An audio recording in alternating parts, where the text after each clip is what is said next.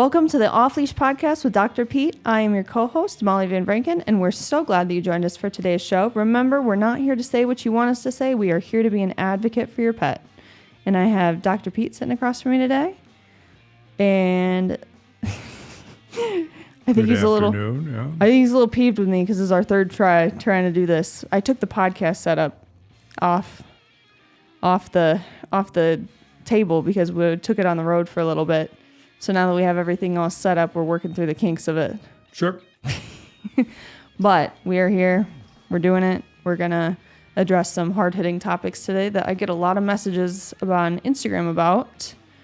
But until we get to that, how have you been? I'm fine. I'm, every day I go in, I'm fighting allergies this time of year. Goldenrod, ragweed, milk thistle, pigweed, all this stuff is pollinated now. So dogs are out there walking in that. Not too much of cats. We don't see an awful lot of problems with cats' feet. But with dogs, where they walk in it and it gets kind of gets in between the layers of their skin and if they're allergic to it. So just so you know, pollen's a protein. And since pollen is a protein, that's what dogs can or will or shall be allergic to. Dogs aren't allergic to like poison oak or anything? Not really. They'll give it to the people they can go out and roll in poison ivy. They don't get it themselves. They very seldom get what's called contact allergy. So most everything they're going to get is Is it because they don't have any sweat glands? I'm not sure that's why it is. They just don't get it. Because I thought that poison ivy gets absorbed into your pores. It does, but everybody has pores and everybody has hair follicles. So it has the opportunity to get into the hair follicles. There's no question about that. And of course, it is a protein. So if dogs do not like that or if they're sensitive to it, and it usually doesn't occur till age 2, 2.5, 3, something like that. So they have to have a 1 or 2 summers of acclimation and then deciding they're going to be allergic to it, and then they're allergic to it. So we don't ever know exactly which one of those they're allergic to because they all pollinate approximately at the same time. Right. So it's probably, if you looked at it, if sometimes we send these things in to see what they're allergic to, and you'll see, and we do these what they call RAS test. It's really kind of a ELISA thing, which is complicated, too much for this show probably.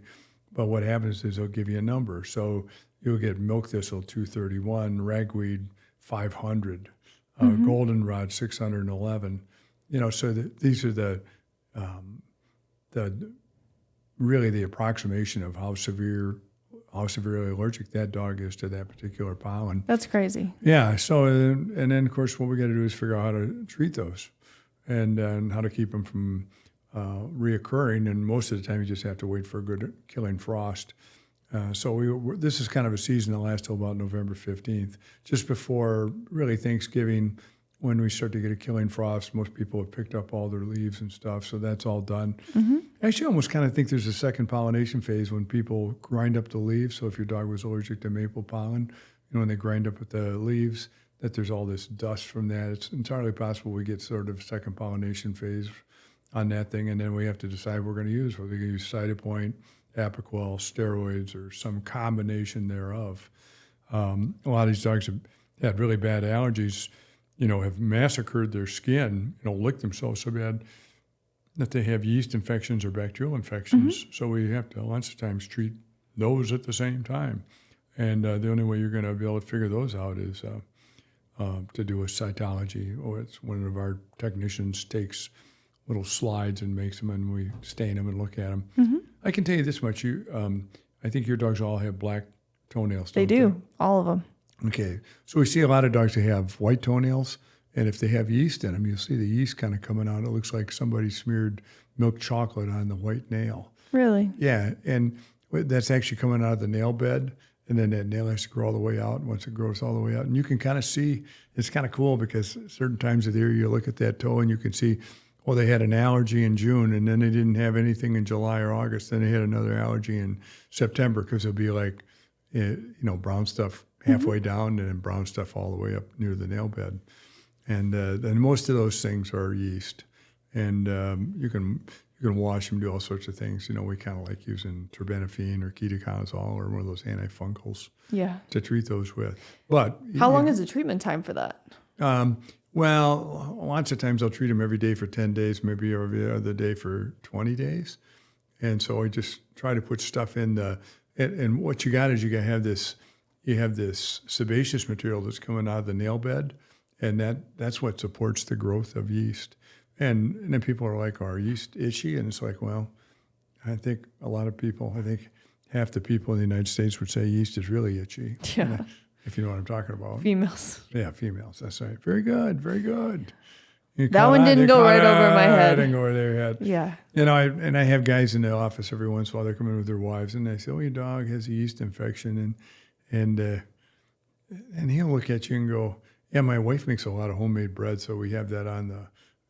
We have that rising on the stove or something. Does it have anything to do with it? Oh, my gosh. Not a damn thing, dude. Not a damn thing. Not the same kind. And then the wife's rolling her eyes, sometimes so severely that they get caught on the side. But anyway, it happens that the guys say kind of goofy things about the yeast thing.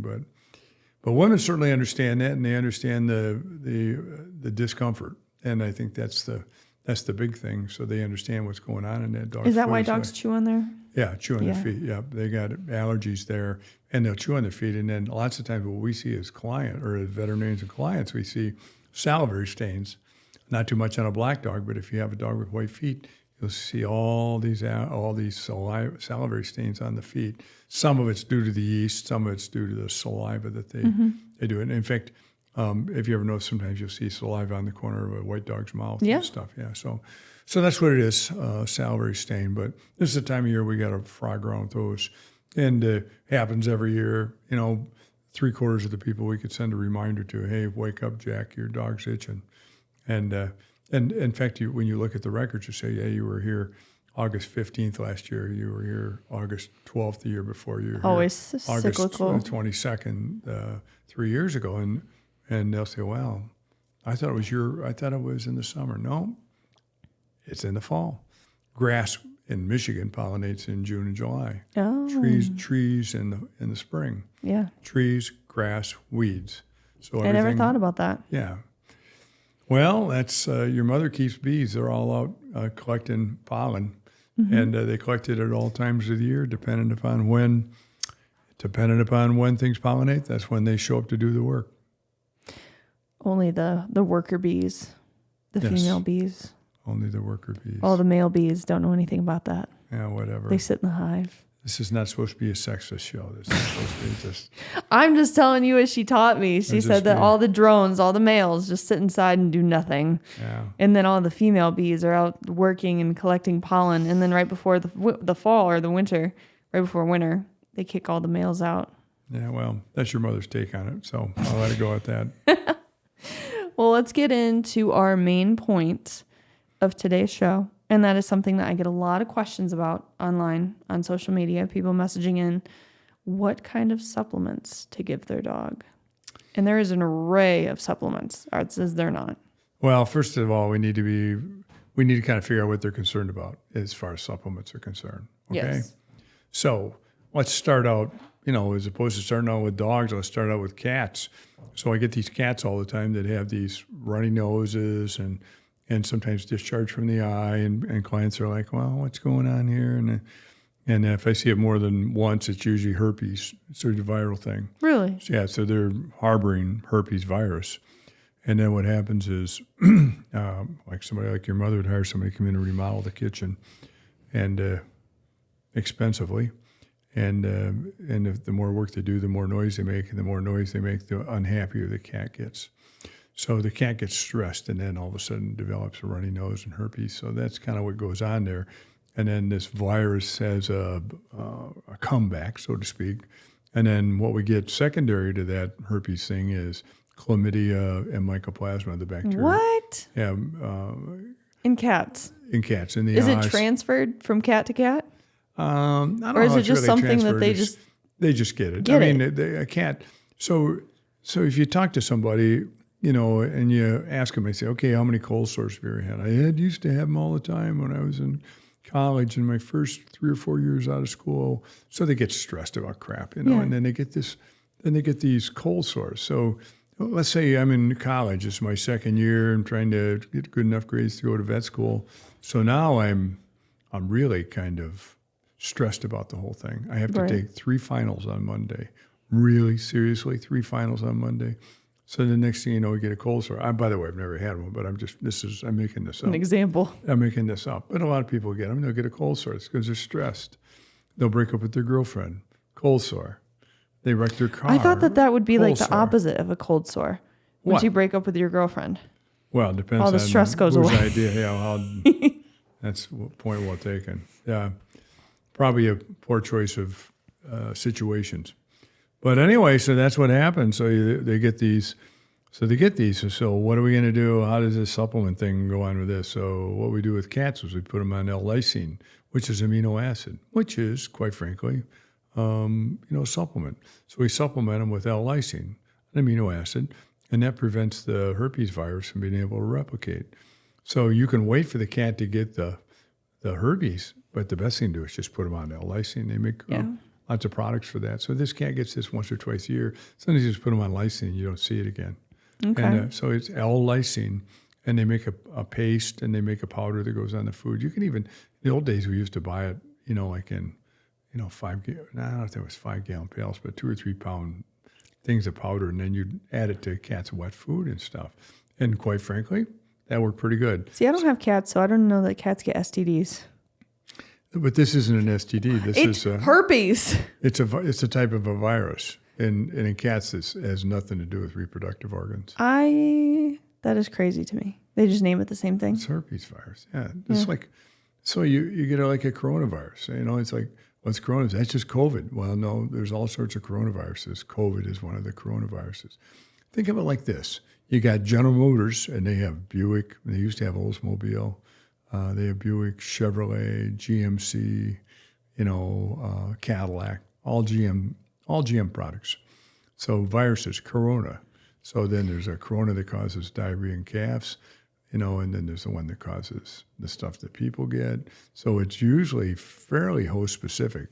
Okay. So it isn't like if you get corona, this corona is going to cause that corona is going to cause this. Just so you know, if this goes on YouTube, they don't like you mentioning COVID. Okay. So we need to not mention COVID. Okay. Because it normally gets taken off or like. Well, let's do this then. Let's talk about influenza vaccines. So there's H3N4, H1N2, H6N5, things like that. So there's all different kinds of influenza viruses. Mm-hmm. It's an influenza virus, just like it's like a coronavirus, or it's like a measles virus. It's like all those things.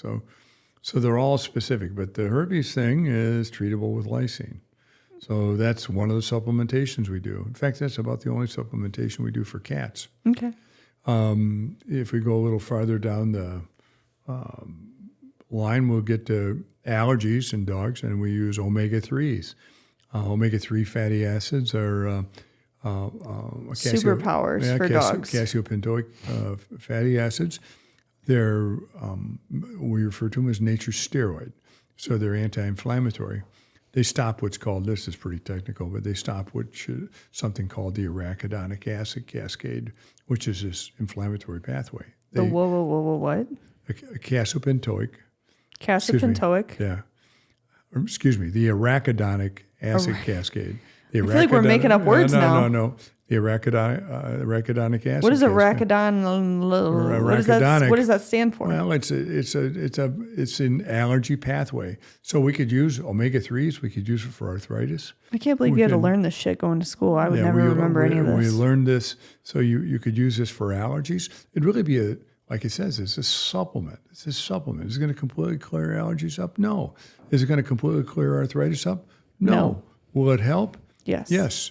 But you have to have a lot of omega-3s. I see some of these supplements now, they have 2 milligrams of a cassiopentoic acid. Yeah, omega-3 or cassiopentoic acid, that's not enough but they got it on the label, and everybody reads the label, so, it's got omega-3s in it. It hasn't got enough, it does not have enough omega-3s. It shouldn't even listen, they shouldn't put it in there unless they're going to put a couple hundred milligrams in there. So how similar is the omegas to the cosequin and glucosamine stuff? Well, that's arthritis. That's still arthritis. Well, they may have some of that in some of those. I don't know, but they don't have enough to do any good. That's a big thing. So, but when you see omega-3 fatty acids or fish oil capsules, so in a fish oil capsules, there's also omega-6, and that's sort of for coat. So that's the one you use to make your coat shiny. 3s are for the allergies and arthritis conditions.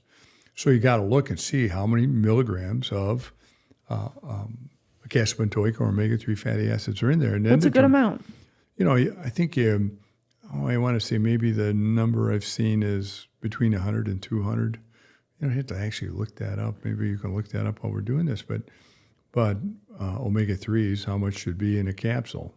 And most of the time, it's guaranteed on the bottle you buy. Now, the question is if what you're buying, and if you're buying a nutraceutical, and by the way, that's what we call these supplements, nutraceuticals. Nutraceuticals. You don't have to have an FDA license to manufacture these. So the nutraceuticals are what we see most people looking for in the way of supplements. One soft gel. Yep.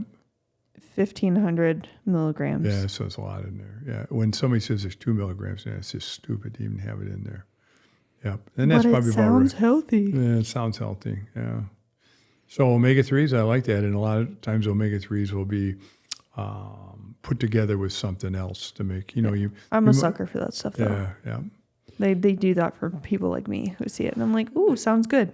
So then we get down and talk about, after you get done with nature's story, then you want to talk about the general vitamins. So we used to have something called pet tabs that we gave dogs, and people like giving their dog. They were used to taking vitamins, Unicaps that Upjohn made, and all that sort of stuff, and now they want to give a general vitamin. I don't think you need to do that. If it's a complete and balanced diet, it should have enough vitamins and minerals in there to suffice for your dog. So supplementation sometimes is just going right out the door. You've already got enough. You don't need to have too much. So I'm not a big fan of vitamins for dogs. Some people really think they do a lot of good for them, and their senses. What about like a multivitamin? Well, that's what I'm talking about. I wouldn't do a multivitamin. Like a Flintstone. No, I'm just kidding. No, I mean like a Flintstone gummy. Well, if you were making your own diet, if you were homemade making your own diet, then you probably should try to find something like that. And I'd probably get a dog vitamin and use that, because that would and really, if you really want to balance it out, you can call this place called Balance It in California if you're making homemade diets. And that's what you should do. But if you're buying things on, like the Farmer's Dog or Fresh Pat, those things are all complete, and they're all complete and balanced. So you should be all right there. So you shouldn't have to supplement any of that sort of stuff, because a general vitamin doesn't supplement for anything in particular. So I'm looking at a vitamin right now online. It has like turkey tail, chaga, cordyceps, like the mushroom stuff. Mm-hmm. What does that do for dogs? I don't know. It says here Shield Allergy Immunity Supplement. Yeah, I don't think it does. I mean, if you bought that and thought that was going to clear up your allergies, you're mistaken. It takes real drugs. What do we used to say sometimes? Real drugs for real bugs. So if you really have allergies, you really need allergy medication. You can supplement with other things, and I already told you about the omega-3s. That's probably the only thing absolutely be the only thing I'd supplement with for a dog that had skin allergies, omega-3s, omega-6s. Okay. This one says immune support, allergy defense, and healthy gut. They can't prove any of that crap. It says PhD formulated. I don't see anything about... So it's a PhD. What's he got a PhD in? Is he an educational PhD? Or what kind of PhD did this? I don't know. It does not say. He's got a FUD. That's what we used to call those. He got his FUD. What is his FUD in? You can get a PhD in psychology. This could be a psychologist that actually has a PhD that arranged his vitamins, so it says, made by a PhD. If it says PhD nutritionist, that's a different deal. But this just says a PhD. Is he in the medical field? Well, you'd hope the hell he was in the medical field. If it was a radiologist, I don't know that I'd get a big charge out of this. I'm trying to look. He's got a FUD. He's got a FUD. Okay. Let's talk about the hip and joint things. You want to do that? Sure.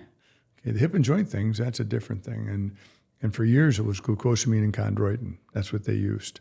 And the one that was really the best was the one that was made from green lip mussel, in New Zealand, green lip mussel. That stuff really worked. And it still really works. So if you got something that says it's from green lip mussel from New Zealand, probably works pretty well.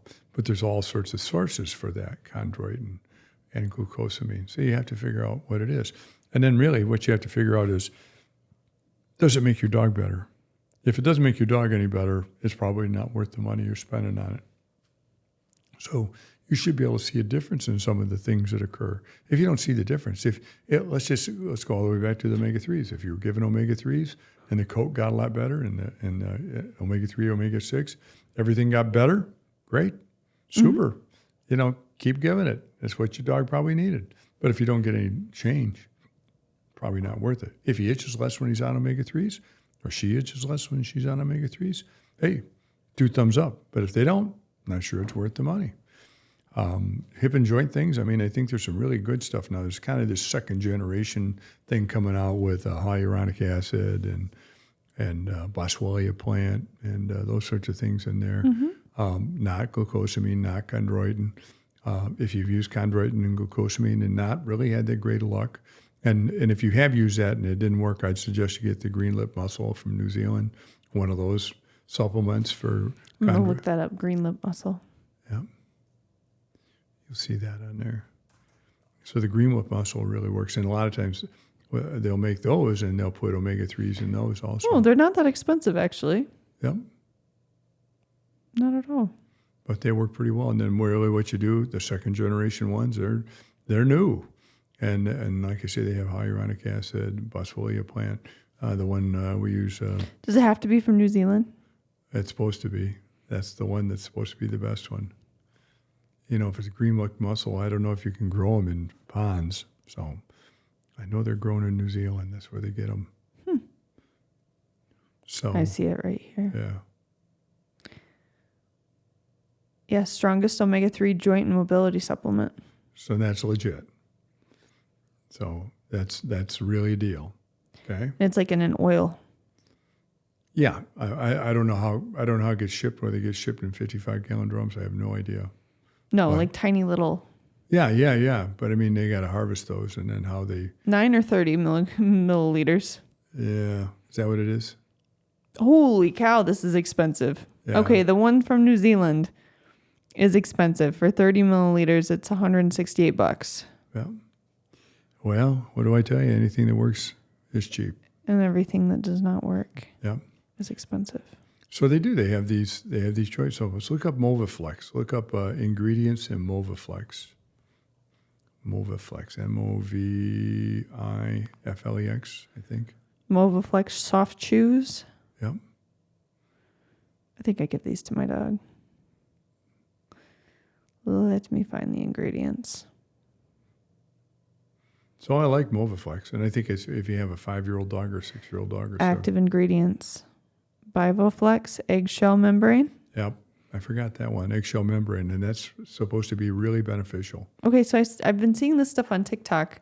I think I showed you one of them where they take like old eggshells and they grind them up and they use them as toppers on dogs' food. Like they bake them. Does that work? I don't know. I've not ever used those. But theoretically they would. But what you really need something where they have a guarantee. So what you're looking at now, it should tell you exactly how many milligrams are in there. Correct? Yes. Okay. 132 milligrams. Yeah, and that's what you need to know, how many milligrams are in that. So that's the sorting out stuff. Boswellia plant, hyaluronic acid. What else is in there? Hyaluronic acid. Hyaluronic acid. Yep. Boswellia plant. Yep. Yep. Cerita extract. And I don't know much about xanthian. Yep. Oh my God, some of these ingredients. Yep. Xanthian axanthin algae. And I think the nice thing about Moviflex and joint supplements like that is that there's actually studies on hyaluronic acid being given orally, and there's studies on eggshell liners being fed orally, and there's studies on Boswellia plant being fed. So they've actually got individual studies to prove each one of those ingredients. So what they did is actually actively working. So this, for them, they put them all together and made joints souffle, and that's what you got. And I like that. That's a good one. But so if your dog's really severely arthritic, it's fine to give that, but you're going to need some other stuff to go along with it. You're going to need real drugs for this. And then the last thing is vitamin D3. Yep. And then they have inactive ingredients. Yep. Well, that's usually in the active ingredients are usually what they put it together with. So chicken meal, dried chicken liver, glycerin, lactic acid. To make it tasty and palatable. Mixed tocopherols. Tocopherols. Yeah. Potassium sorbate, potato flour. And pretty good treat. So somebody knows what they're doing, and the potato flour probably is used to kind of make it stay together in one piece, not flake off. Yeah. Yeah. So you're talking about that. Now the other one, the other sort of holistic nutraceutical would be Adequan. That's an injectable. Have you ever heard of that? Yes. That's a horse product, but they use it in dogs and really for a certain extent in cats. So Adequan is that's made out of bovine tracheal cartilage. And so you inject it for these dogs that are arthritic, and it allows more fluid to accumulate in the joints. So it's sort of like taking in the old days, you don't know about this because they don't do this anymore, but in the old days you take your car and to get an oil change and they grease the front joints. They had, it's Zerks and everything. So they put grease in your bearings and stuff like that. Now they're closed off so they don't have access to anything. But in essence, that's what Adequan is. It's putting grease into repacking your bearings, so to speak, so that they move smoothly. And that really works. And I don't think there's any question that works because I've got clients that use that, and all they do is they buy 2 or 3 bottles, 4 bottles at a time, and then they just keep it at home and then inject their pet with it once a week or every 10 days or every 2 weeks, something like that. That really works. We also use it sometimes for bladder health. Why? We use it for that. Dogs that can't control when it gives you a better lining and more protection against infections in the urinary bladder. And we'll also use it, and I don't know who figured this one out, but we use Adequan and Serenia, which is an antiemetic. So we use that for dogs with collapsing tracheas. Does that work? Hell yes, it works. Works really well. Works. If you got a dog with a collapsing trachea, I say it probably works between 80 and 90% of the time. Crazy. I love that. I love that combination of drugs. So you give them an Adequan injection and you give them 3 doses of Serenia for 3 consecutive days. And they're usually good for 2, 3, 4, 5 weeks. And then when it occurs again, then you do it again. Okay. So that's all nutraceuticals. So it's all a supplement. It's an injectable supplement. All these supplements, these are veterinary source supplements. Like you have to go to the vet to get these. Right. Well, yeah, I think you can buy Costco and online. I think there's a lot of stuff you can buy online. The Adequan's an injectable, so if you get it online, you're probably going to have to submit a request to your veterinarian for a prescription. But anyway, we have that Adequan, and we have the hip and joint supplement. So I'm not going to tell you what works and what doesn't work. You tell me what works and what doesn't work. This is. I use stuff I know works on my dog, but I know it works on my dog. So I used to tease people about this. I mean, I don't know how exactly. I can tell you some things you can try, but it's like starting your lawnmower. Every lawnmower has a different combination to get it started. Some you got to choke, some you don't have to choke. Some you got to turn over quite a few times before they fire up, et cetera, et cetera. And that's kind of the way all these nutraceuticals, all these supplements, you got to use them, see if they work. Use them, see if they work. Use them, see if they work. Now, listen, if it doesn't work, then go see your veterinarian and get, real stuff. But it doesn't mean you have to quit giving your supplements. It means you'll incorporate this into what they call a multiple modality approach. So you're going to use, let's say your dog has arthritis really bad, you're going to use Deramax or Previcox or Carprofen, Rimadyl, and then you're going to use Adequan injectable, and you're going to use Movaflex. When you use all 3 of those, everything's 2 thumbs up. When you use one of them, only half a thumbs up. Half a thumbs up. Half a thumbs up. If you're not watching on YouTube, I only got. He's only got a half. Yeah. He's got his. What do you call that? My thumb. Is it a knuckle? Is that technically your knuckle? Yeah, it's a knuckle. Yeah. So it's like shorthand. He's got his knuckle bent. Shorthand. Okay. So that's the story. We'll go ahead and talk about other things at the same time. We run studies from time to time, and how these work. As we had this one study going on where we were doing an ear study, and then we had to do all these all this blood work and urinalysis and everything. We sent all that stuff in. Meanwhile, we put this dog on the allergy study. And then, lo and behold, the dog has a urinary tract infection when it comes back 3 days later. And it's like, oh, crap. And they said, well, the drug people said, well, you can't treat this dog. So you put him on supplements? Yeah, you can't treat this dog because then he'd have to come off the study. Seriously, I can't put him on amoxicillin or Clavamox. No, you can't do that. Can't do that. Not supposed to be on that. So I put him on cranberry tablets. So they have these cranberry tablets or cranberry powder. You can buy them from the store. Right. Urinary acidifier changes the pH of the urine, so the bacteria won't. And I'll be honest with you, when I did this one, it was like, oh, I'm going to have to take this dog off. This is a raging urinary tract infection. So I had to recheck this dog at day 7. So I started him on day 3. I started him on the cranberry tablets. And I didn't know you could give your dog cranberry tablets. yeah, they make them for dogs. Can you give them the human ones? No. Well, I suppose. I don't know. I've never done that. I mean, we have our own products for that. So anyway, I put them on the cranberry tablets, and I had them bring a urine sample in when they came in to have the ears checked. And I reran the UA, and it was barely a urinary tract infection anymore because the cranberries had changed pH of the urine, so you didn't have a urinary tract infection That's anymore. awesome. So, I mean, if it was Friday night and your veterinarian wasn't going to open until Monday morning, go out and get yourself some cranberry stuff. Treat the hell out of that dog with cranberry stuff until we need to do like a segment on treating your dogs at home if the vet's not available. Last resort. Well, the problem is that it's like the client doesn't even know their dog has a urinary tract infection. She's just going out and going squat, squat, squat, squat, squat, squat. I assume that's a urinary tract infection. Now, if she can't urinate, and that's why she's squatting because she can't. Her bladder's plugged with a bladder stone or something like that, the cranberry crap isn't going to do anything.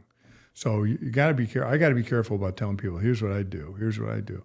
Yeah, you're right. There's stuff I do with my dog. I'm not going to go on air and tell you this is what you need to do. This will work every time because I'm not sure it will. In this case, the case we're talking about, this dog had a urinary tract infection. So we treated it, and by the time I checked it again at day 14, you couldn't even see it had a urinary tract infection. I had 2 of those dogs. Both of them turned out great. And I was like, oh, this isn't going to work. This isn't going to work. I'm at that part of my career now where sometimes I'm like, oh, I'll bet this doesn't work. But it worked really well. So now when people tell me they did that and it got better, I'm like, 2 thumbs, two thumbs up. 2 thumbs all the way up. Yeah, 2 thumbs all the way up for you, man. Well, do you have any other supplements that you want to address? Yeah, they have these.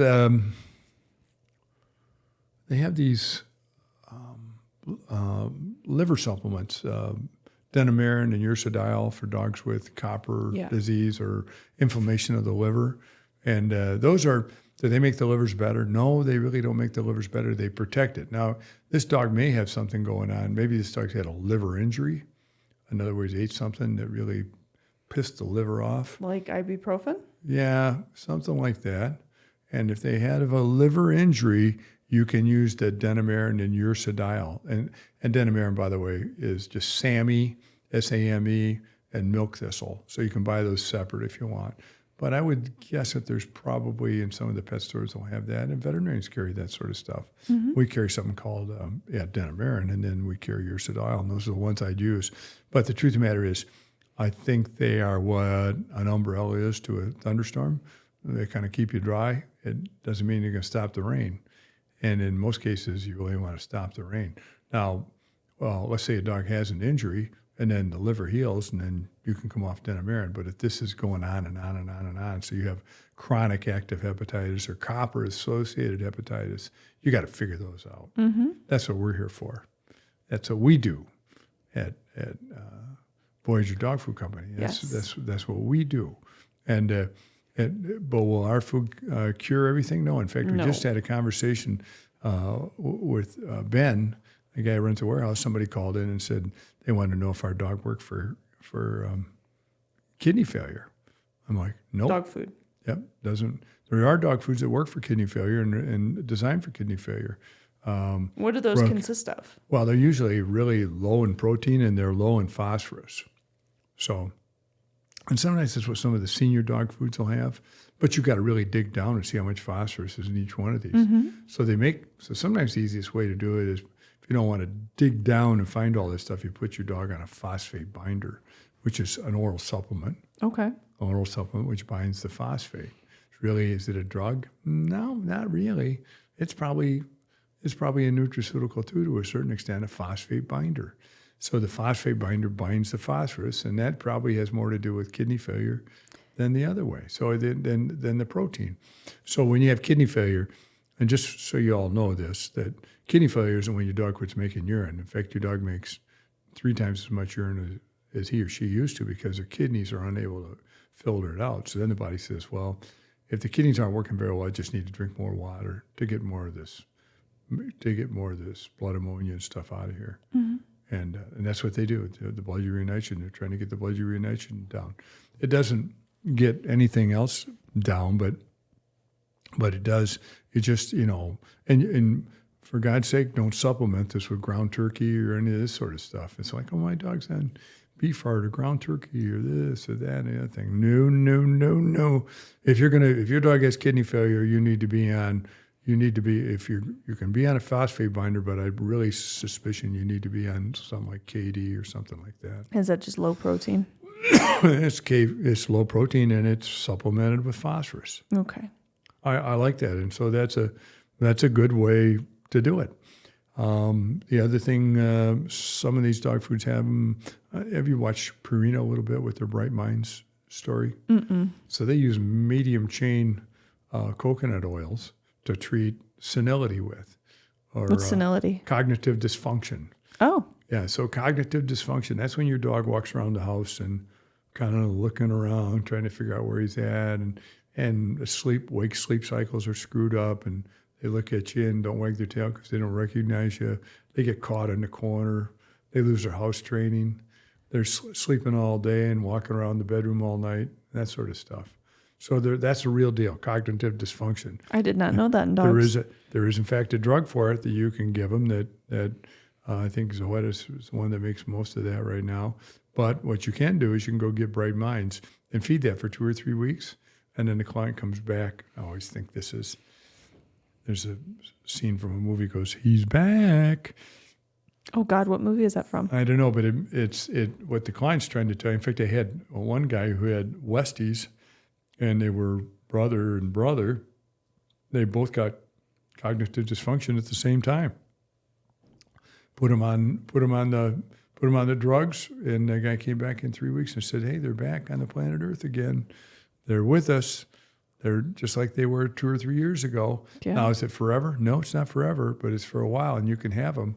So, what do they advertise on TV for people? Prevagen. Mm-hmm. Yeah, this will help you remember your ABCs. Mm-hmm. A, B, C, D, F, D, da, da, da. Anyway, it'll help you it helps you remember stuff. Yeah. Does it? I don't know whether it does or not. I do know that medium chain coconut oils help with cognitive activities. Yes. And so does that work? Does it happen in cats? I don't think we see that in cats. We definitely see that in dogs. And you come home and all of a sudden the dog. Now the dog just could have arthritis and doesn't want to walk to the door and go outside because he's so crippled. But sometimes it's just they're confused. They just don't know, figure out, or they're on foot or horseback. So yep, it's too bad. But you can get this Bright Mind stuff, and I've never seen anybody that really supplemented with anything else that worked particularly well.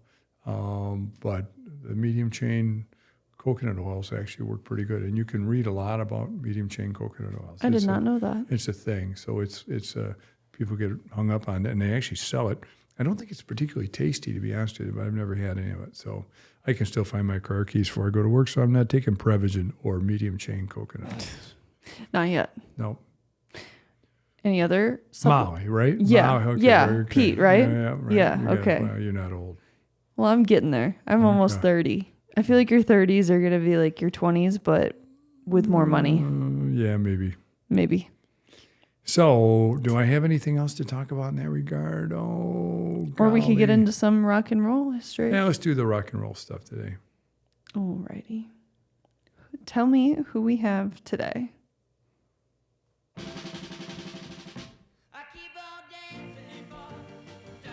So this was a song originally done by the Avantis, probably in the late 50s. But this is my junior year in high school, and this is a group called the Gentrys. Very popular song, and it's a song, if you can understand the words, it's about doing different dances and stuff. The part of the notoriety of this group right here is they had somebody that was their lead singer named Jimmy Hart, and Ben would know this. Jimmy Hart was the mouth from the South, and he was Hulk Hogan's. Let me look this up. Let's see what this says. He was Hulk Hogan's guy. He was Jerry Lawler's manager. Ted DiBiase, the Mountie, the Natural Disaster Boys. Like I say, Hulk Hogan, Andy Kaufman, the comedian, the honky tonk man Bret Hart, no relation. And so he really, Greg the Hammer Valentine. So he was, how you go from being this guy on this record to managing professional wrestlers, I have no idea. But it is, I'm sure there had to be more than just one stop in between doing that and doing that. Yes. And these guys are one-hit wonders. I don't ever recall. Maybe they had one more song. I don't remember that, but I always kind of like this song, and it stops, but it doesn't. And then starts back up again? Yeah. Is that on purpose? Yeah, that's on purpose. Obviously. Yeah. Just to make them think that the song is going to be done. And you then try to do something different. Then they hop back in. Yeah, you try to do something different. Yeah. All right. It's a good song, though. Yep. It is. Well, you ready to wrap it up for today? Or do you have anything else you want to talk about? That's about it for me today. Okay. So let's do this. Let's just say this. We talked about supplements. And I think that one of the things you need to make sure is that there's everything that's in there is in there. So there's a group around called National, I don't know, it's NASC. There's a logo, like a Good Housekeeping seal on some of these nutraceuticals. NASC, Nutritional Advisory, whatever. Anyway, they go out and buy stuff and make sure that's what's in there. So if they said there's 1,500 milligrams of omega-3s in there, there's 1,500 milligrams of omega-3s. So, and I think that's National Animal Supplement Council. There you go. See, and you're probably looking right at the logo they got. And if that's on something, I'd buy it.